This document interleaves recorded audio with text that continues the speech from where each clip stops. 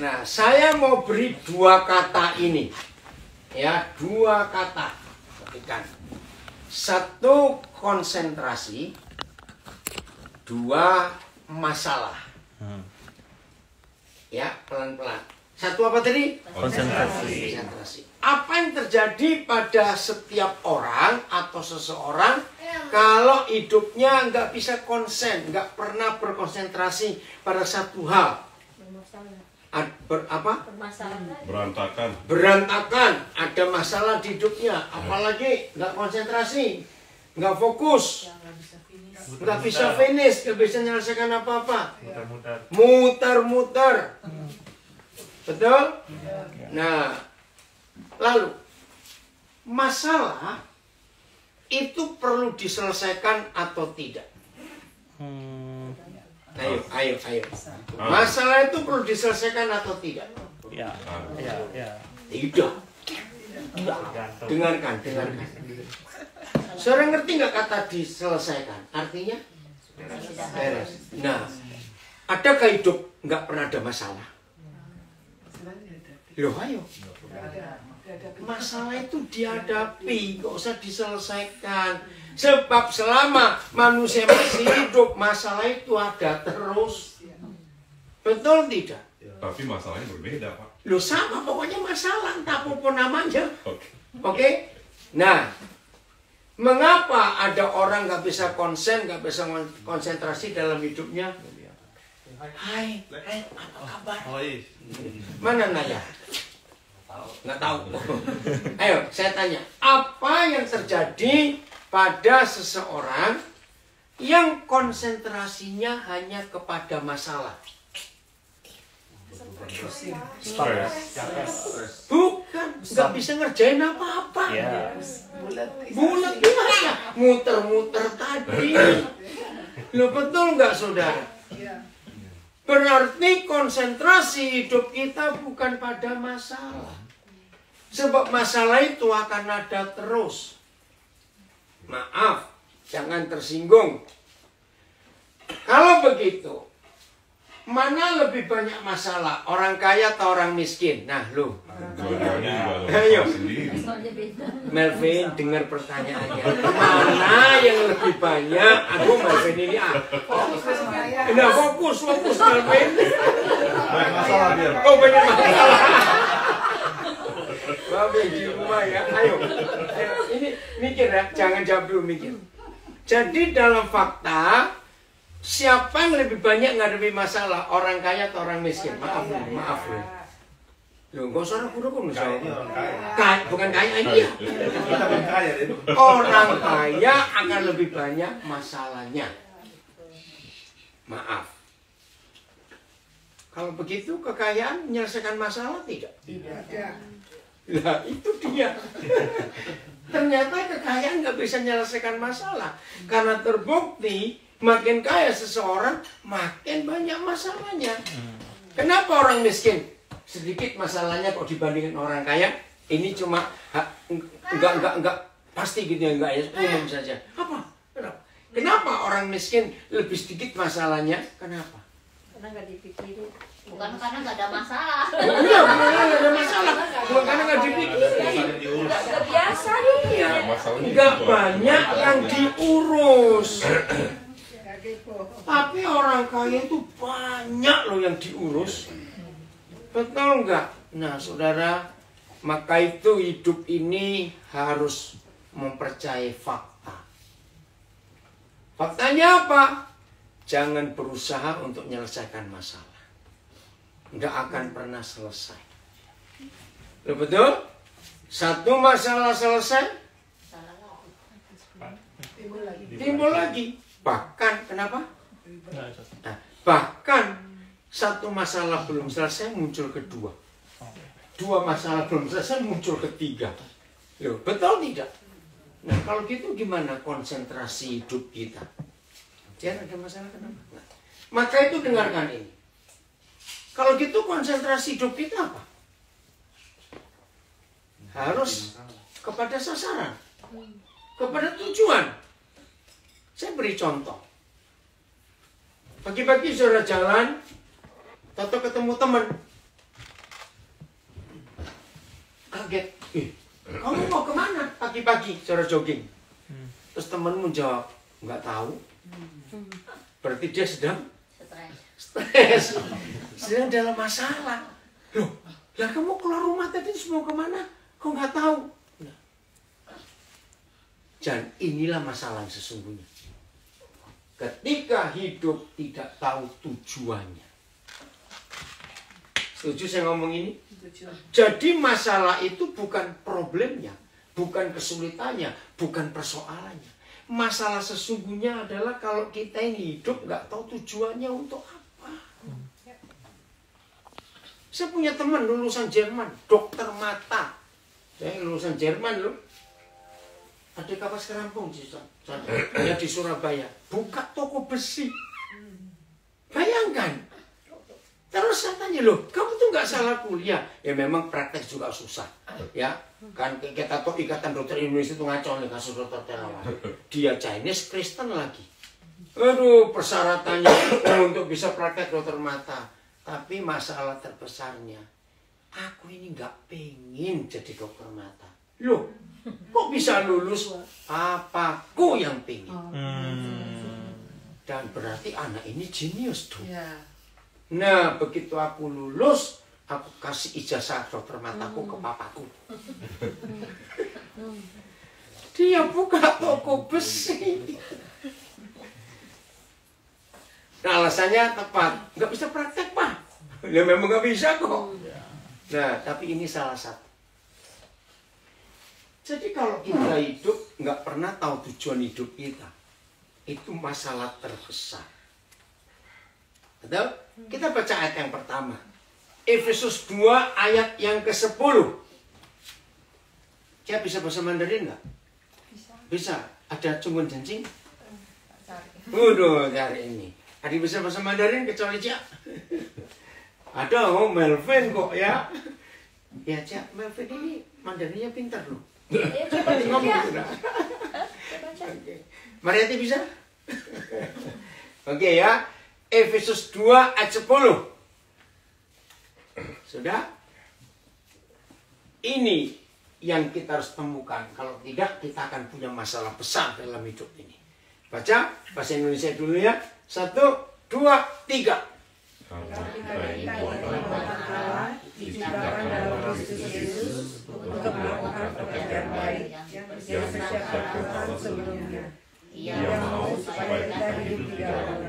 Saya itu kagum pada firman Tuhan ini. Kita ini made in mana? Made in ya, kalau buatan kan made in. In China. In China, aduh. Loh, ayatnya saya tanya, ini kamu serius? Dari eBay dia. Oh, dari eBay ya. Ayo, kita ini made in mana kalau saya pakai kata? Jesus Christ. Dari surga, made in surga. Amin. Made in surga. Nah, kalau saudara mendengar buatan mana, itu langsung mikir apa? Barang, produk. Oh, kualitas, apa ngomong kualitas tadi? Oh, ini. Kalau kita mendengar buatan mana, itu pasti mikir kualitas. Tadi pagi kami dijemput oleh Saudara Agung.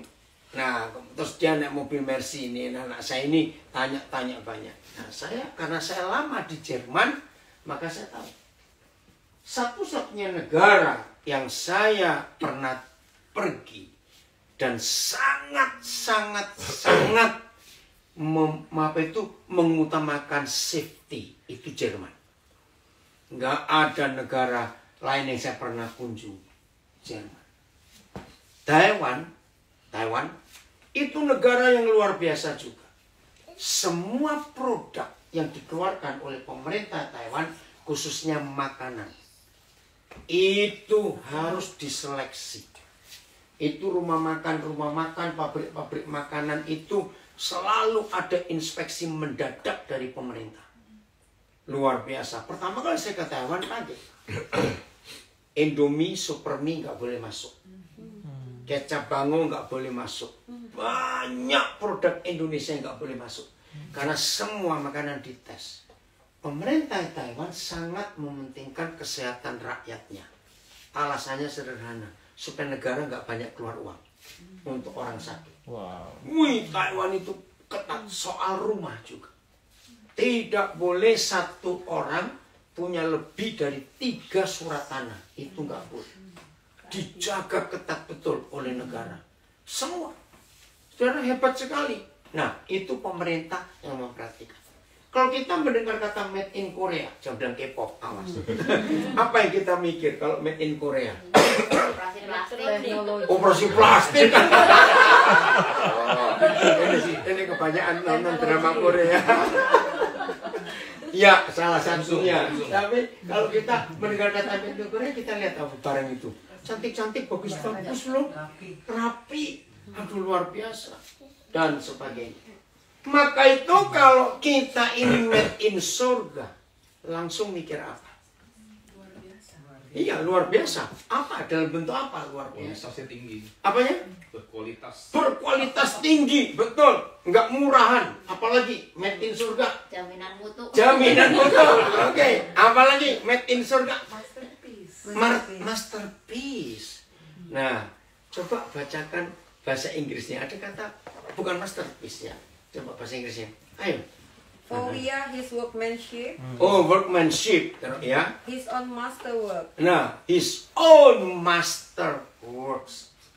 Luar biasa. Karena jadi kita ini dibuat oleh seorang master.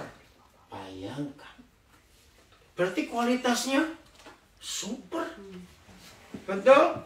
Maaf. Tuhan nggak pernah menjanjikan kita nggak bisa sakit. Nakutin. Namanya manusia kok. Tapi Tuhan nggak mau kalau kita sakit-sakitan. Bedanya apa ya? Bisa sakit, tapi tidak boleh. Sakit-sakit. Ayo, nggak boleh apa? Sakit-sakitan. Jangan lah. Ini made in surga. Oke, sampai di sini dulu. Kenapa, San? Ambil. Anak mau minum. Kau mau minum ya? Ayo, dengar dulu supaya konsentrasi. Ya. Ya, Will, ayo sini. Tunggu. Ya. Saya mau beri pertanyaan begini. Karena kata buatan Tuhan, made in surga. Pabrik manapun dari negara manapun. Dengar ya. Pabrik apapun dari negara manapun. Dengar, ini pertanyaan penting. Kalau memproduksi sesuatu, sebelum diproduksi, pemiliknya atau desainernya sudah mikir nggak ini barang untuk apa? Iya. Iya dong, lah katanya iya dong, pasti. Betul? Iya. Ada nggak pabrik iseng? Nyetak ribuan barang. Ditanya ini untuk apa? Ya terserah kamu, pokoknya aku buat. Ada nggak? Nggak ada. Saudara, lagi sekali, konsentrasi dan persoalan. Kalau kita nggak bisa konsentrasi, hidup berarti muter-muter. Nggak tahu tujuannya apa. Kalau kita hanya konsentrasi dengan masalah dan untuk masalah dan pada masalah, kita jadi orang paling bodoh. Nggak bisa ngapa-ngapain. Betul? Nah, sekarang. Kalau kita sudah hidup dan lahir di dunia, lalu tidak tahu untuk apa tujuan hidup. Siapa yang sedih dan kecewa? Nggak apa-apa. It's okay. Never mind. Please. Oh, dengerin. Kalau kita ini buatan Tuhan made in surga, lalu kita nggak tahu kita ini mau ngapain hidup ini. Siapa yang sedih? Tuhan. Pembuatnya. Sedih sekali. Saudara, ini yang kita harus tahu. Oke. Ini lanjut lagi. Kalau sampai ada produk apa saja lah, mau kursi, mau sepatu, ya mau pulpen, mau smartphone, televisi, bahkan tusuk gigi, Saya tanya, bisa nggak mereka berguna untuk mereka sendiri? No. Belum ngerti? Ya. Kursi. Masa kursi berguna untuk kursi itu sendiri? Betul? Ngerti nggak maksud saya? Semua yang diproduksi itu nggak pernah berguna untuk dirinya sendiri. Maka itu tolong catat. Satu-satunya yang setan buat untuk menggagalkan rencana Tuhan dalam hidup kita, ketika kita dibuat egois. Betul tidak? Loh, betul? Tahu arti egois? Untuk urusan sendiri. Iya, dia nggak mau berguna untuk siapa-siapa, untuk aku. Pokoknya untuk aku. Catat. Jahat sekali.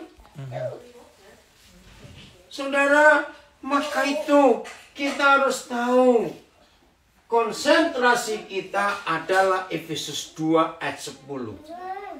Tuhan menciptakan aku, melahirkan aku with a purpose. Amen. Amin. Dengan satu tujuan, nggak iseng, nggak asal.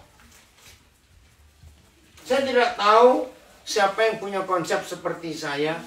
Buat saya satu-satunya barang yang sangat kelihatan tidak berharga. Bahkan kalau ada orang ulang tahun dikasih hadiah ini pasti tersinggung. Tusuk gigi. Loh, betul? Mau nggak ada ulang tahun tusuk gigi?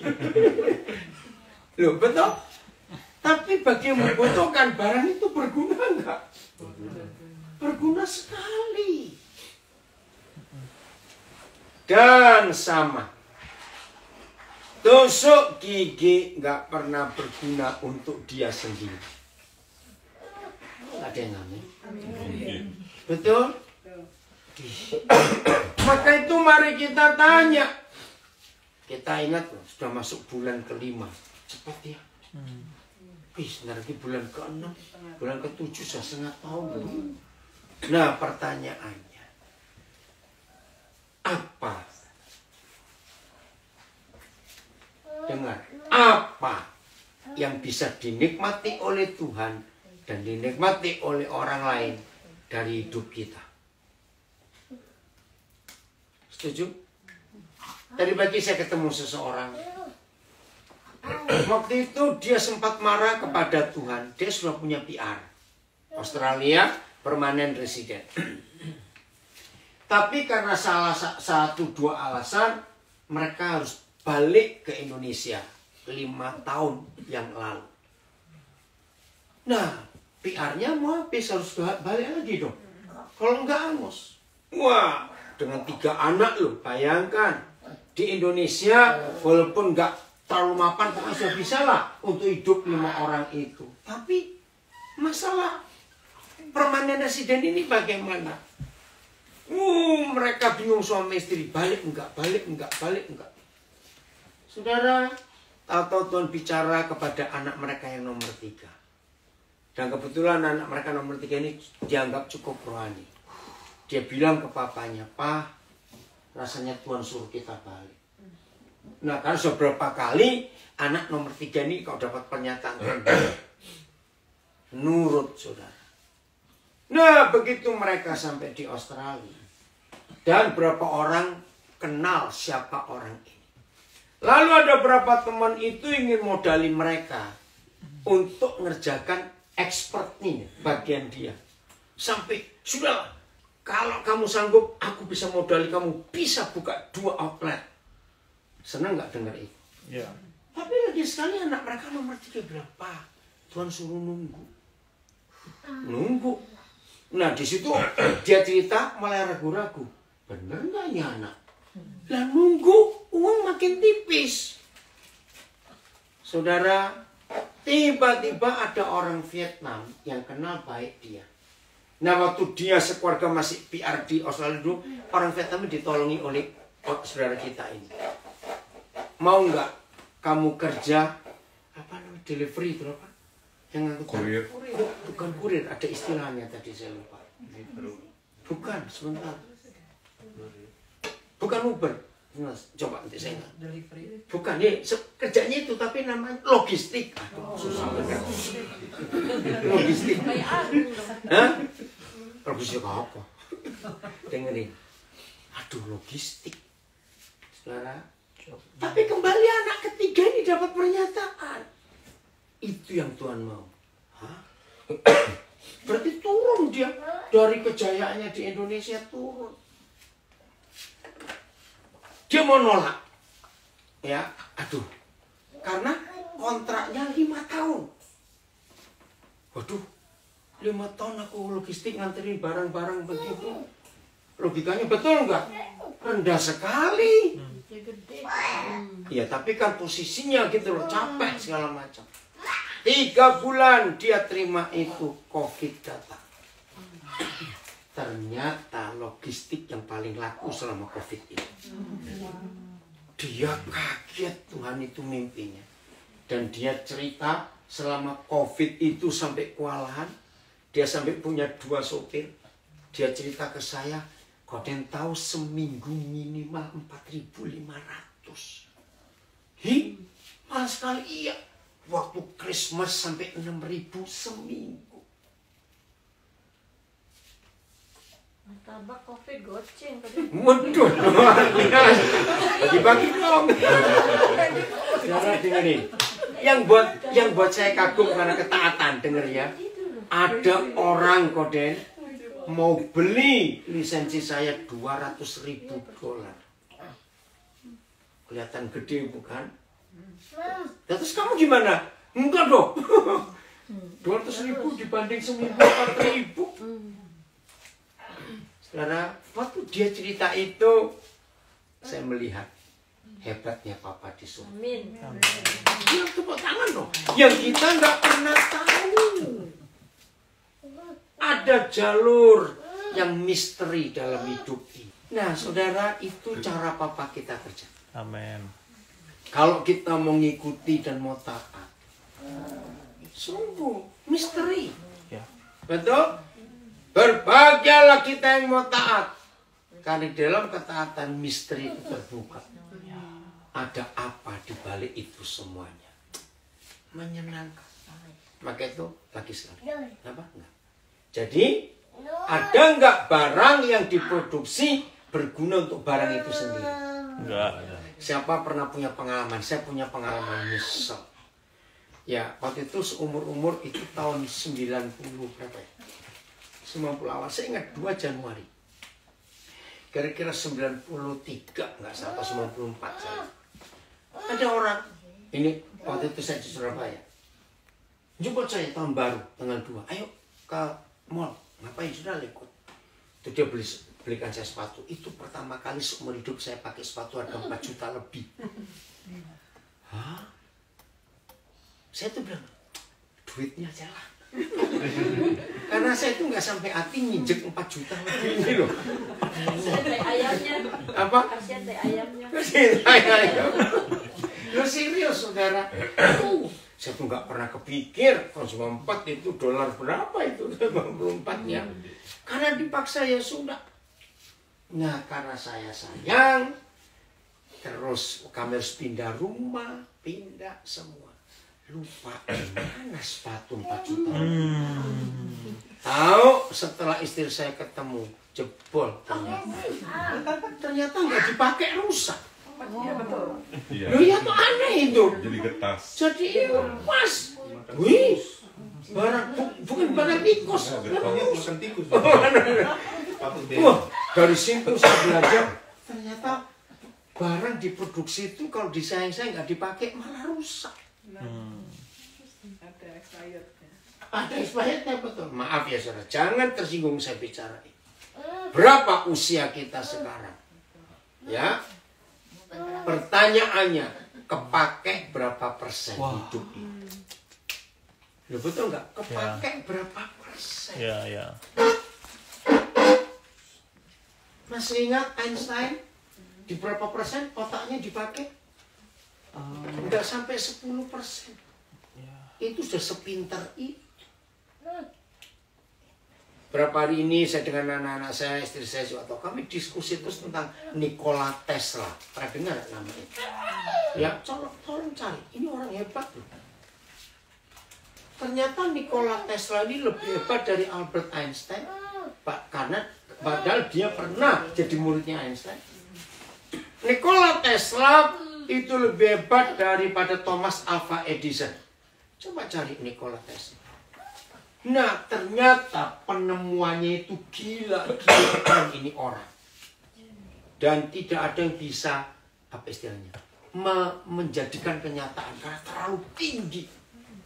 Nah, Elon Musk adalah orang pertama yang menghidupkan penemuan Nikola Tesla.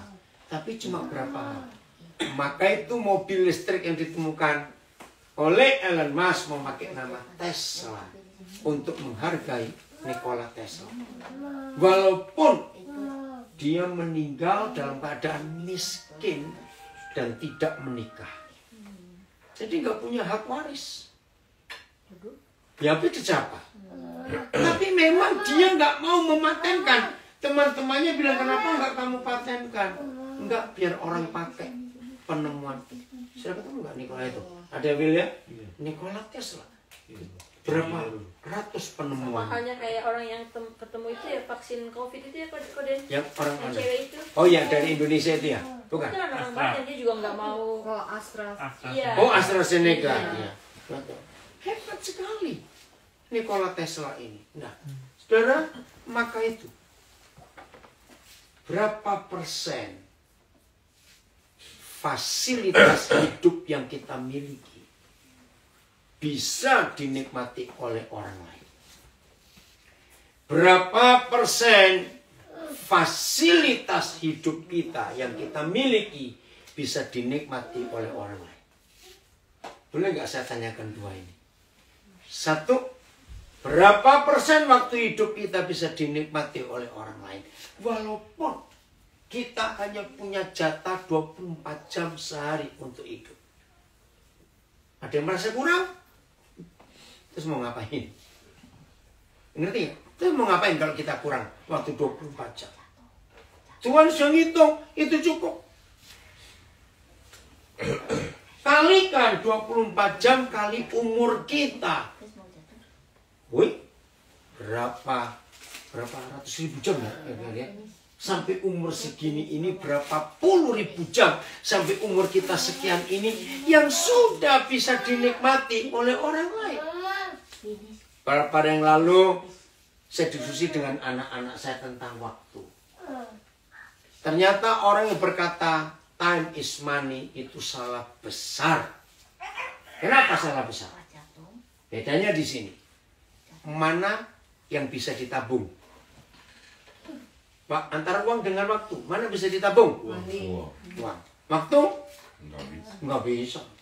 Maka itu kalau ada orang gini, aduh, aku 3 hari nggak tidur, aku selalu mau tidur 8 kali, 3 kali. Nggak bisa. Betul? Waktu nggak bisa ditabung. Yang kedua, mana yang bisa dibelanjakan sesuatu dan ditukarkan sesuatu? Ayo, mana? Uang. Waktu bisa ditukar? Nggak bisa.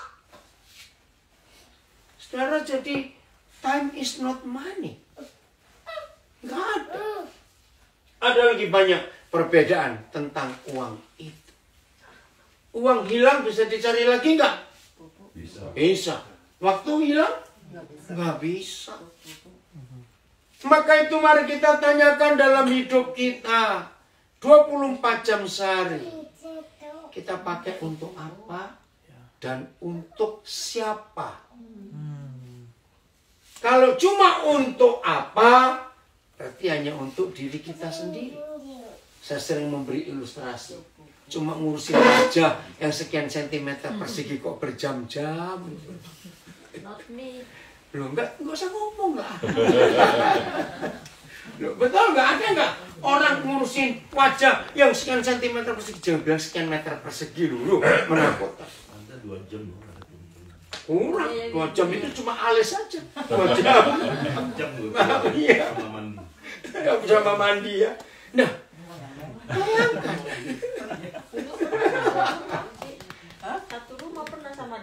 kayak gitu. Oh iya, berapa jam? Itu ini tahu. Jam baru keluar ke kamar mandi. Ayo. Suruh punya kamar mandi sendiri. Pergi itu harus 4 jam Sebelumnya. Nah, maka itu kita tanya. Saya ulangi lagi. Waktu yang kita punya dan fasilitas hidup yang kita punya sudah berguna untuk siapa dan untuk apa?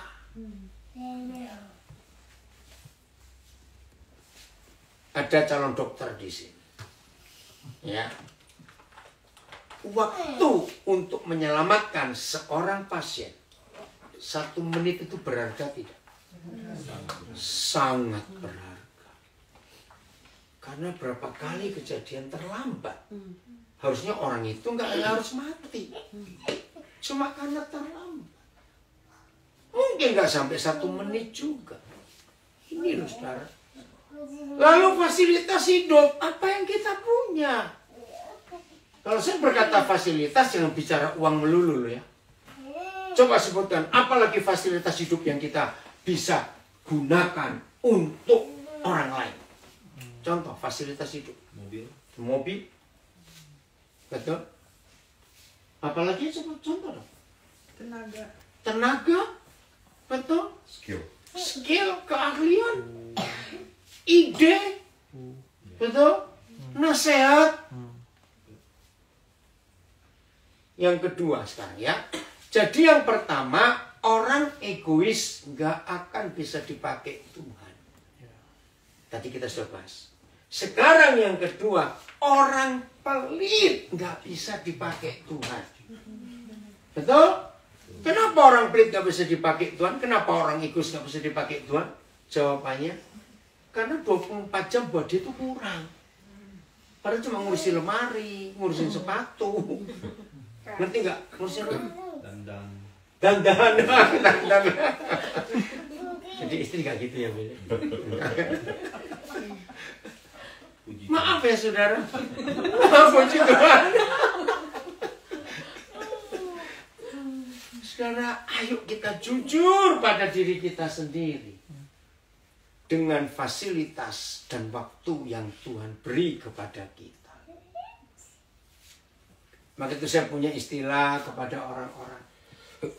Mumpung masih bisa ini bisa itu, izinkan Tuhan pakai hidup kita. Ya. Betul, jangan sampai setelah terlentang di rumah sakit, selang kiri kanan, di dada, di hidung semuanya. Pakailah aku Tuhan. Tuhan yang pusing, mau pakai bagaimana? Maaf. Nah, betul tidak? Selang di mana-mana bilang pakailah aku. Jadi bangke.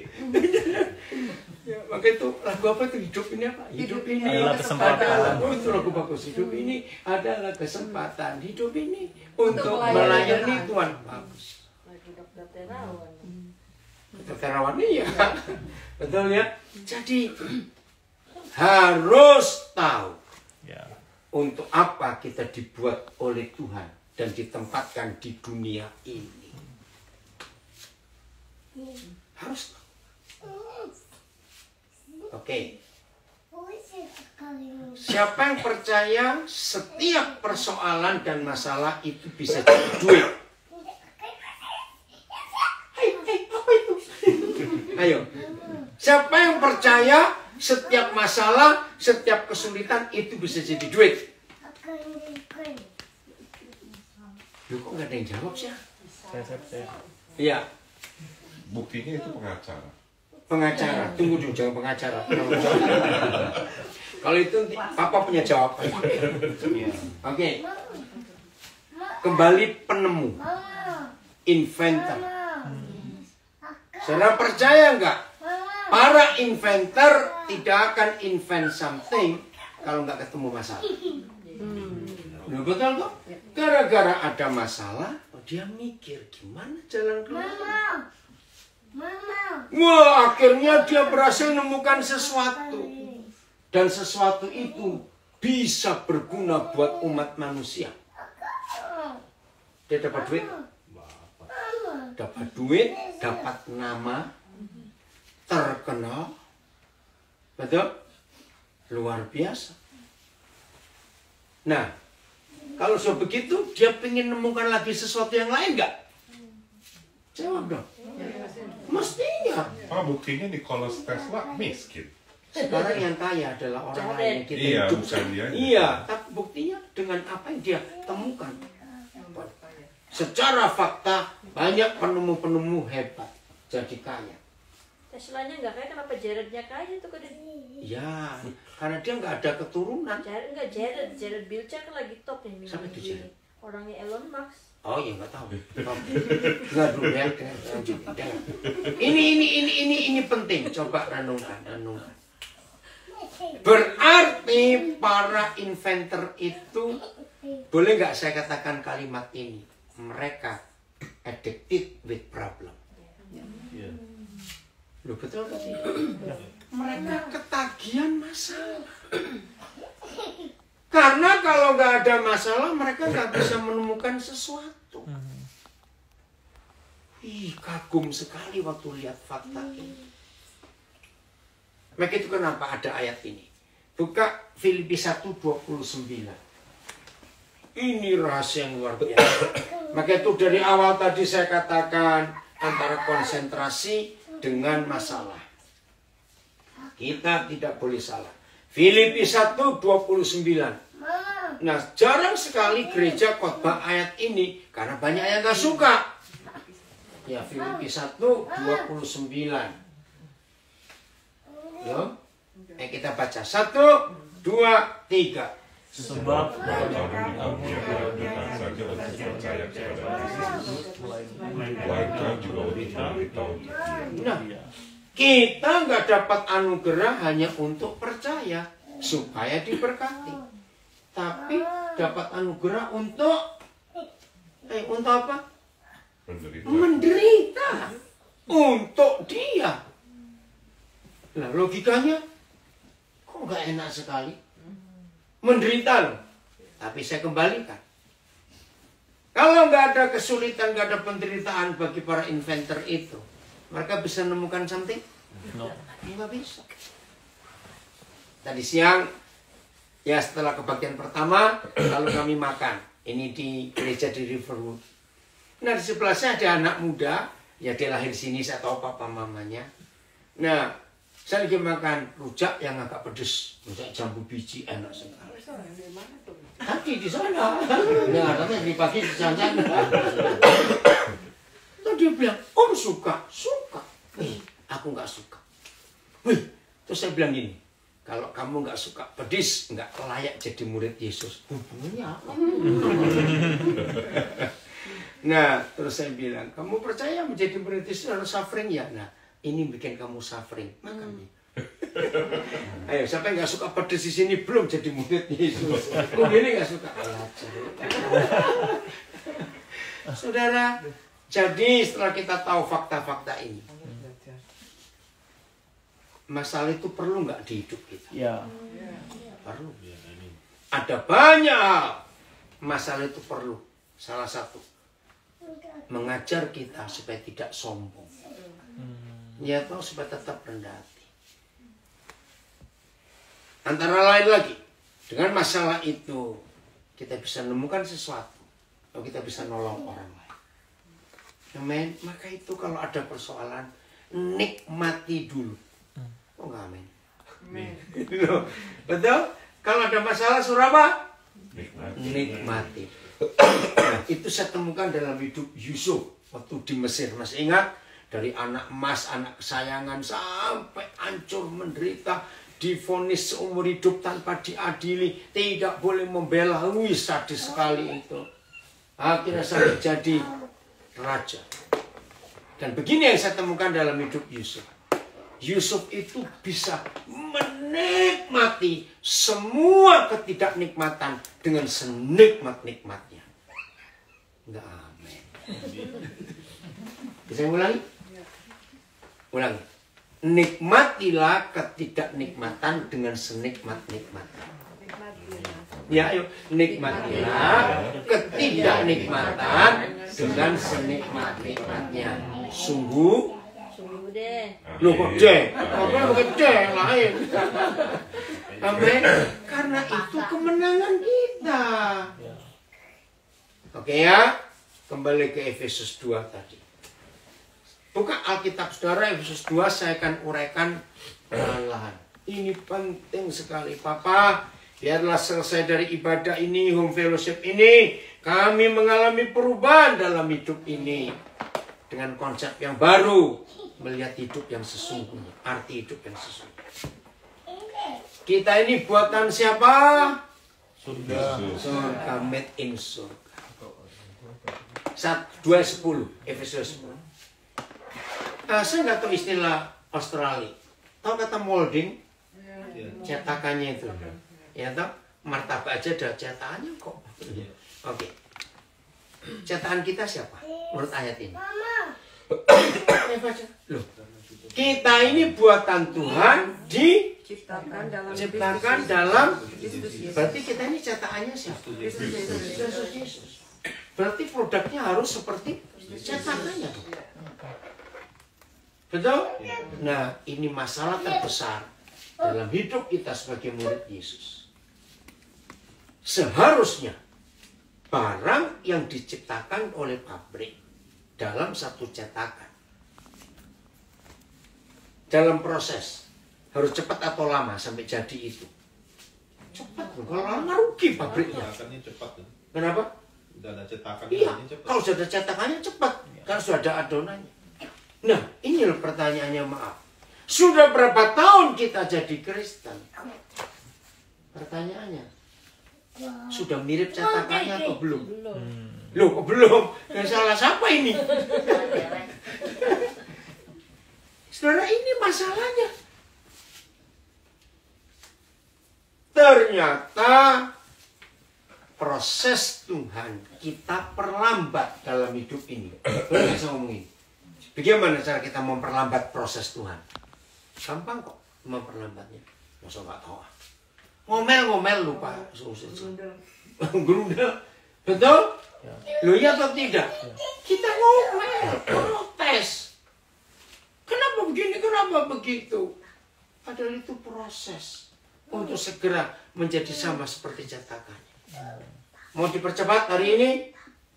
Loh, kok cuma satu yang ngamen bilang? Harus, enggak surga rugi. Pabriknya bisa bangkrut loh. Mencetaki satu lama sekali. Tahu enggak? Martabak paling normal berapa jam? Martabak manis saja. Up to 25 minutes. Nah, cuma 25 menit. Kalau dibuat jadi 1 jam, sudah rugi, nggak laku, angus lagi. Betul nggak? Ya toh, kan rugi. Nah, sebetulnya Tuhan tuh mau rugi nggak sih dengan terhadap kita? Nggak mau. Karena mikir ini. Kalimat berikut. Kita ini buatan Tuhan, diciptakan dalam Kristus Yesus. Ada kalimat, penting. Yang Melakukan pekerjaan. nah, untuk baca, untuk melakukan pekerjaan baik. Tolong jangan diterjemahkan aksi sosial. Awas. Perbuatan baik bukan aksi sosial. Apa kata aksi sosial? Ya, cuma ecek-ecek nolong ini, nolong itu. Ada bencana alam, gereja datang, bawa Indomie 1 dus, manggil wartawan TV. Maaf itu.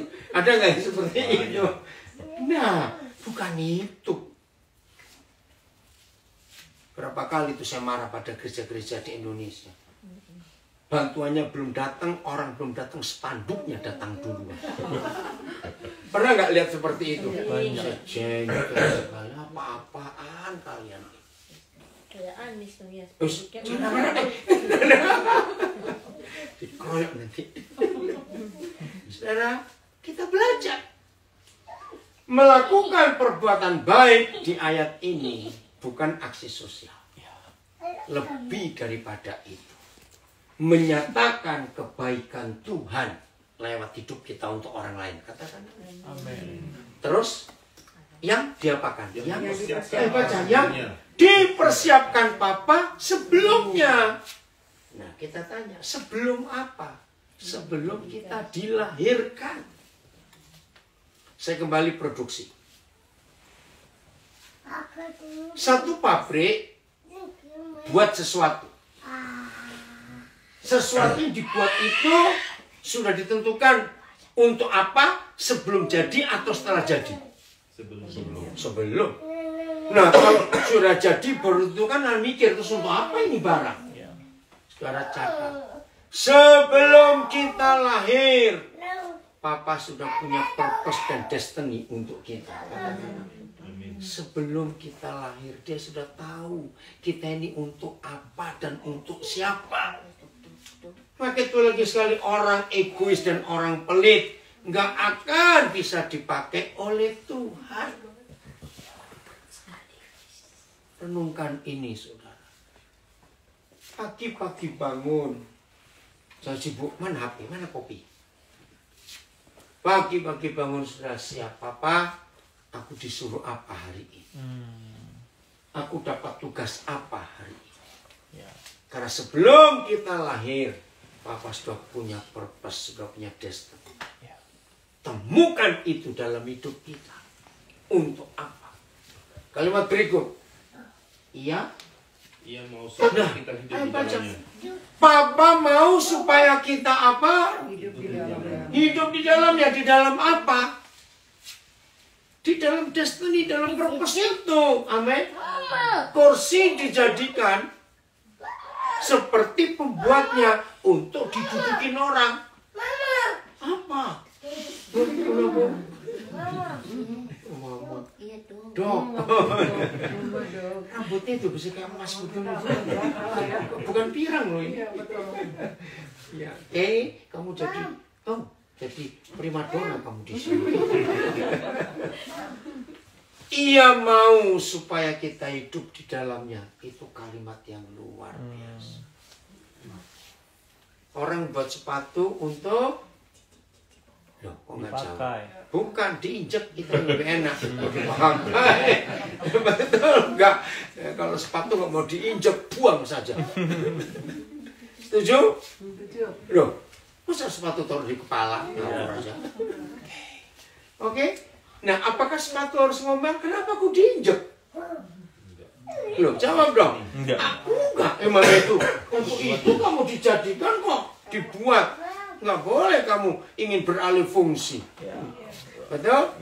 Nah, makanya yang suka ngomel bertobat. Hidup ini akan jadi indah kalau saudara menghidupi kalimat ini. Ia mau supaya kita hidup di dalamnya. Di dalam purpose-nya itu, tujuan itu. Ini luar biasa. Kenapa? Oh, terus kalimat berikut. Habis atau enggak? Habis. Oh, habis. Ya udah. Kalau habis, buat ayat sendiri. Mau apa sekarang? Amin. Aduh, saudara, maka itu kalau kita hidup, maaf ini ya. Saya ini kalau ngomong kasar, ampuni saya. Tuhan akan sedih, rugi. Aduh, enggak tahu bagaimana. Kalau kita hidup cuma pagi bangun lapar, makan, kenyang, tidur lagi. Tunggu siang lapar, bangun, makan lagi. Aduh.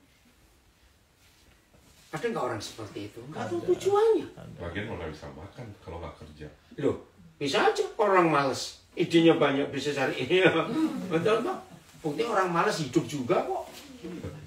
Loh, ya atau tidak? Ada orang mangga yang ngedol.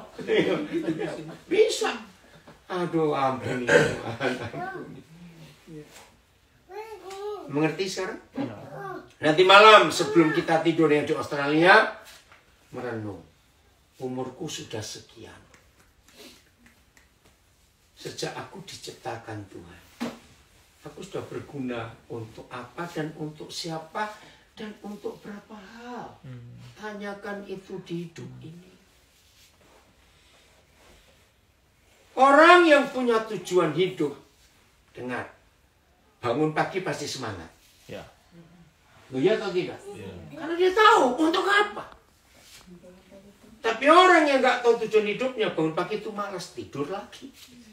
Dia kan nggak tahu mau ngapain. Ayo mulai hari ini, saudara, kita sungguh-sungguh berusaha untuk tahu. Mungkin ayat terakhir. Efesus 5 ayat 17. Efesus 5 ayat 17. Udah, Efesus 5 ayat 17.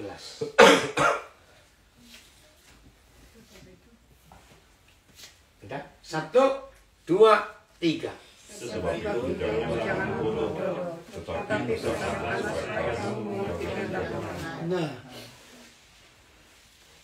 bagi papa, orang bodoh bukan orang yang nggak sekolah, nggak bisa ngitung duit, bukan. Bagi papa, orang bodoh adalah orang yang tidak mengerti kehendak penciptanya.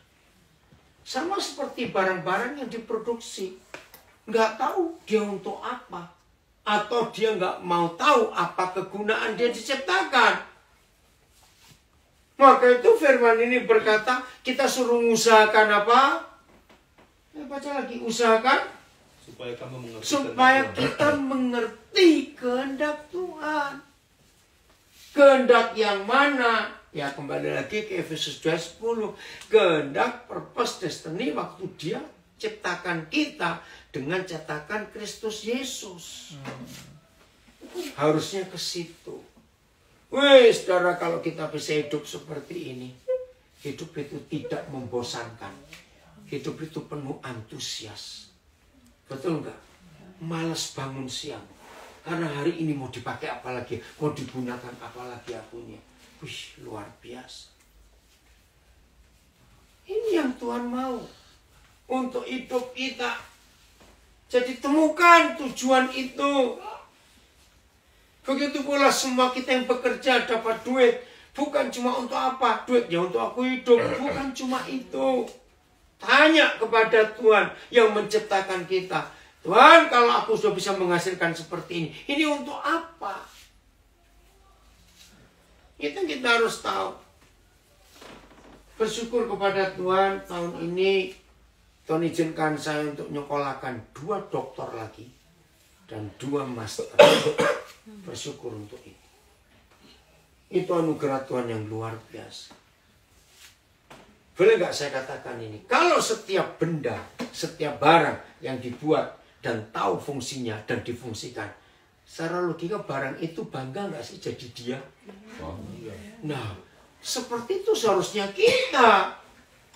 Kalau kita bisa dipakai oleh Tuhan yang menjadikan kita, Tuhan juga bangga, kita pun pernah merasa bangga karena kita dipakai dan terpakai. Daripada yang nganggur digeletakkan, ngerti kata itu? Nggak dipakai, sayang sekali hidup seperti itu. Jadi selesai dari kebaktian ini, fellowship ini, ingat konsentrasi dan masalah. Konsentrasi kita harus kemana? Ke tujuan. Untuk apa kita diciptakan? Lalu masalah diapakan? Dihadapi. Dan jadikan motor untuk kita menemukan sesuatu. Masalah bukan ditangisi. Betul? Masalah itu dihadapi, diajak ngomong. Kan kita kenal dengan dia. Loh, masa nggak kenal masalah sih? Dari umur berapa kita ketemu masalah? Dari nge. Belum, salah.